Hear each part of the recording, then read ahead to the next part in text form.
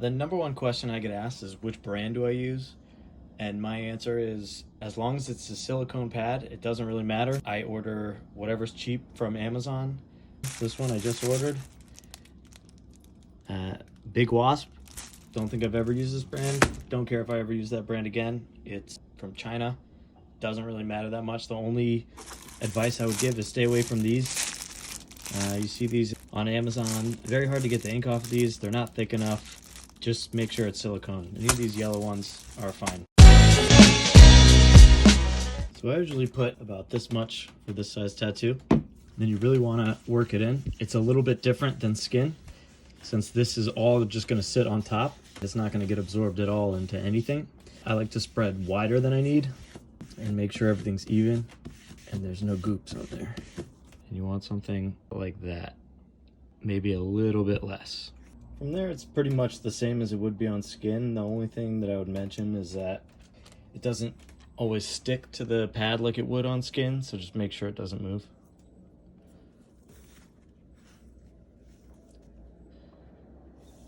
Make sure there's even pressure.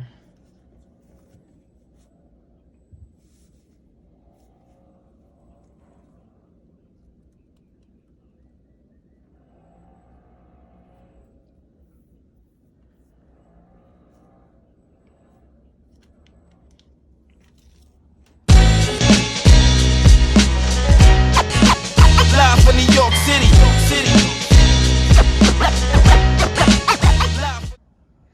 Once the stencil is applied, I like to let it sit for about 10 minutes to let all the extra stencil solution evaporate. And then I use a blow dryer on high heat. I get very close to it. I usually count to 100 on each area of the tattoo. This really gets the stencil in there, and then it won't come up at all during the tattoo process. You're actually gonna have to use bleach to take it off, and I'll show that in a minute. Here's how the stencils look after they've been blow dried. Stencil anchored, stencil stuff, Electrum. You can see how much more crisp the stencil anchored one is compared to both. Here's how they're gonna look after the first wipe. Stencil anchored and stencil stuff held up the best. Might have needed a little bit more blow drying there, but I'm giving it to stencil anchored because this one's not clean. This one's clean. And Electrum always seems to be very light, so I don't use them for these practice skins. Another question I get asked is how do you clean the ink off of the pad when you're tattooing? And that's an easy one. Just like on skin, use Vaseline. Live from New York City. Comes right out. The last one isn't so much a question that I get asked very often, but I see a lot of practice tattoos and there's still stencils showing through, so I wanted to show how I get rid of the stencils. I usually do this as I go along, since it doesn't naturally come off with wipes like it does on skin, but I always keep a shot glass full of bleach and a Q-tip, and then apply a little bit of pressure, and it'll slowly start to come off.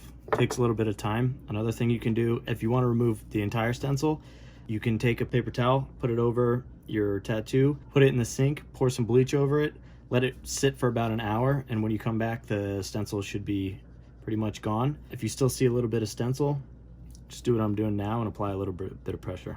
For the record, wicked when I kick it, yeah, that's the ticket. For the record, I'm trying to get what I'm worth for not a penny less. For the record, wicked when I kick it, yeah, that's the ticket. For the record, rappers be taking notes, vigilante, hardcore. I would like it to be known when I'm gone in my zone. The desire in my tone might have grown, but I've never been the clone, ain't never been condoned. Together or alone, every sentence that I've shown, respectfully my own niggas.